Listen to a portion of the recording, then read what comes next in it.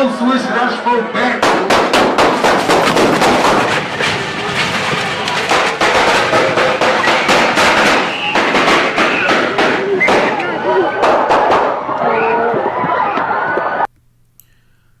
Well, all right, ladies and gentlemen, it's time to tune in to another episode of As the Fuckery Continues. This story comes straight out of Little Rock, Arkansas. And for those who are around my age, y'all pretty much know this whole area. Not a very safe environment, to say the least.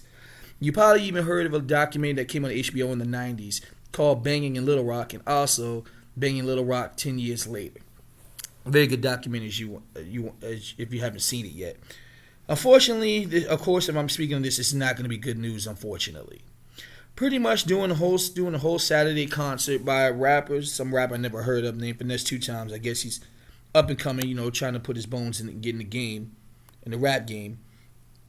At the club, he performed at a club called the Power Orchard Lounge. And what ended up happening was 25 people got shot. 25 people got shot. I mean, this is like the Orlando Massacre situation. Only at a rap concert. So you already know the narrative that's going to be spun here already. But let's go ahead and get into the whole... I'll go ahead and read everything verbatim, and we'll get into the whole story of everything here, the crux of it. Alright, pretty much in a nutshell, police say 25 people were shot when suspected gang rivalry erupted inside a packed club in Little Rock early Saturday. Now, there's already a contradiction here because from another report I read, they said they didn't know if it was gang-related because there was already drive-by shootings going on during the week before this concert even took place. But, of course, it's the Washington Post, and, of course, they're going to set a narrative. But let me go ahead and continue. Several others were injured attempting to escape, with reports that some jumped from second-story windows at the Power Orchard Lounge. 2 people were still in critical condition Saturday afternoon, according to the police. Now, I need to put an addendum to that. As of now, everybody's in stable condition right now. Like I said, I'm reading from 2 different reports, jumping back and forth for you, trying to give you the whole crux of everything. When you force these 2 communities into a small room and some kind of dispute ensues, it was a recipe for disaster. Police Chief Kenton Buckner told reporters at a Saturday news conference. Mayor Mark Stodola told reporters that the Power Orchard Line will be shut down for unspecific violation. He quotes, "We're going to be extra vigilant with the people walking the streets with guns," he added.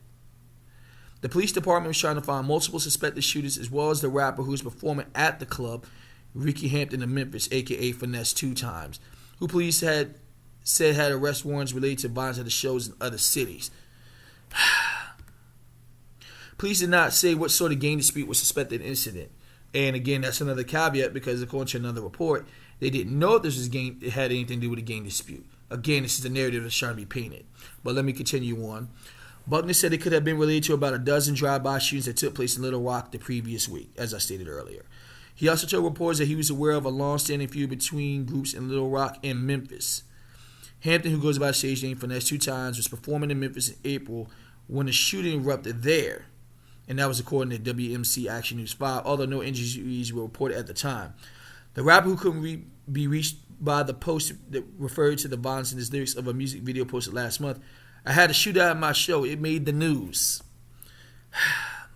Police packed shoulder to shoulder into the lounge late Friday, as seen in the Facebook Live video from the concert, which Hampton advertised on social media with a photograph looking down a gun barrel.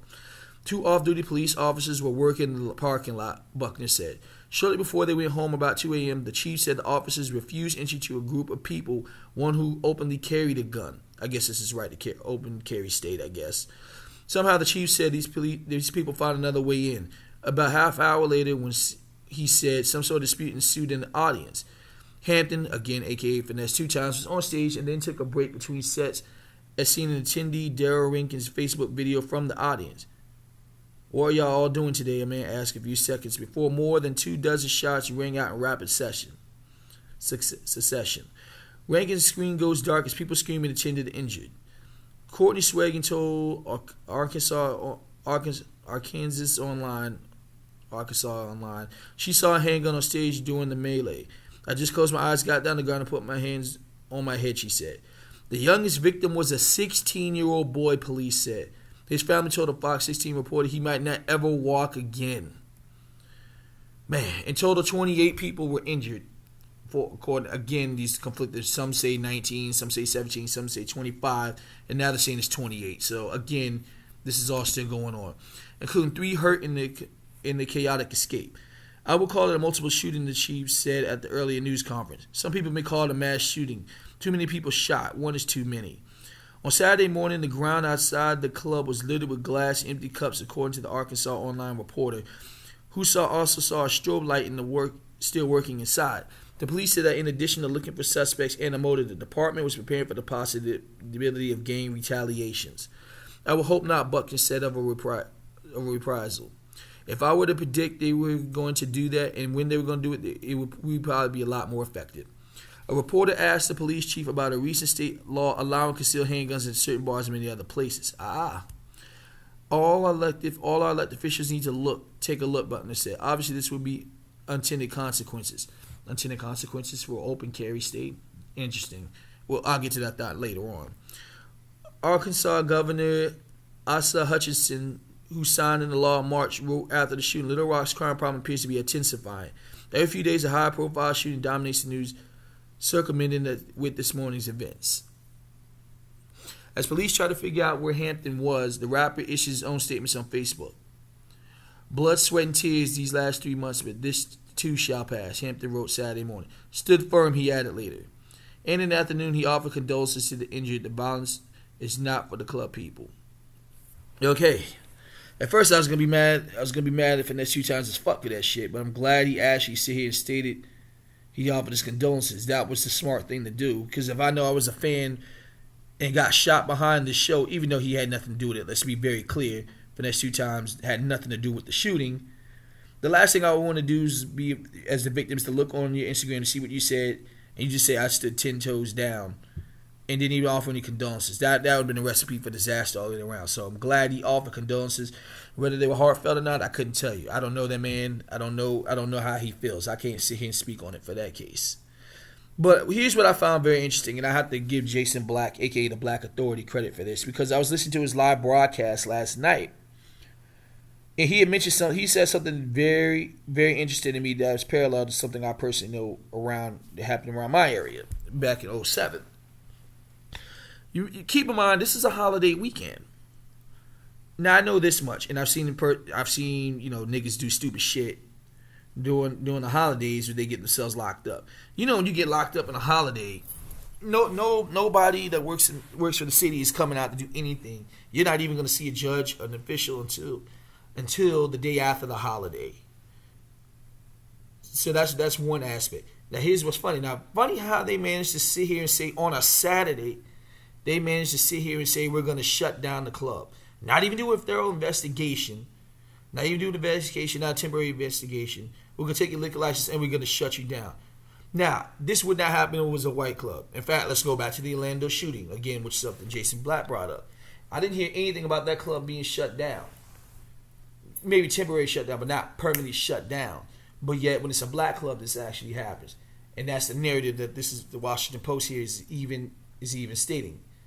Now, I know personally, and I can attest for this person, in my area there was a club in 2007 that used to be a good club. That was a very good club. In the heart of downtown, by the way. Now, this is a white-owned club. And I found it interesting because a situation happened in the club where someone got shot in the head in the club. And that person was in a coma for 6 months and he died. Rest in peace. But the club was only shut down for 6 months. There was no, we're shutting you down immediately, nothing of that nature. And pretty much you guys license back. Now, I could go into about the owner personally because the owner, I don't even want to get into this. There's some other shit. But I don't want to get into that whole ordeal about it. But it was interesting. He was only shut down for 6 months. But here, they're shut down immediately. I mean, it doesn't help when a 16-year-old stuck in the club. And I can understand that because I know when I was 17 years old back in 95, I was getting a 21 and up clubs when I was 17. So I understand the thrill of being around the older crowd hanging out. I understand the thrill. I was that kid. So I understand completely what it was like. But it's really tragic. But this 16-year-old just wanted to go to a concert, ends up getting shot, and now he may never walk again. He might be paralyzed for life, all because of a concert. I mean, this just sort of put a whole black eye on the rap game, and I hate seeing shit like that, especially, like I said, I'm into the culture like that. Been ingrained in it since '84, so that tells you how kind of old I am. But it's really sad all the way around. I feel for the child. I feel for the 16-year-old. I feel for the parents. I feel bad for everybody that got shot here. It was just really sad all the way around. I feel bad for the business owners. I don't think they prepared. I don't think they could have possibly imagined what could have went wrong with this. But when you run a nightclub, man, these kind of risks can happen. Anything can go wrong. It's when you running a club, no 2 days, no nights are alike. Anything can happen anytime, and this was a worst case scenario. This is what every club owner dreads. I never owned a club. I'm just iterating from club owners I personally know. But it's just sad all the way around, man. It just puts hip hop in a bad eye. It puts the city of Little Rock in a bad eye, in a bad light. It's just sad all the way around. It really is. It's just another episode when the fuckery continues. But that's pretty much my thought. And it's interesting because I don't know if some of y'all may have heard of a guy, a blogger, or I guess you could say a blogger or personality named DJ Academics. And DJ Academics always stresses he'd rather go to stadiums than go to hood clubs. And that's his words, go to hood clubs and go because things like this happen. And that's why he prefers stadium venues. So, but again, it's just really sad how everything just turned out. I really feel bad for all the victims of this circumstance. But those are my two thoughts. You guys let me know what you think. If you're from Little Rock, let me know how y'all feel about this whole ordeal. Feel free to post in the comments. Let me know how you feel. And we'll catch you on the next one.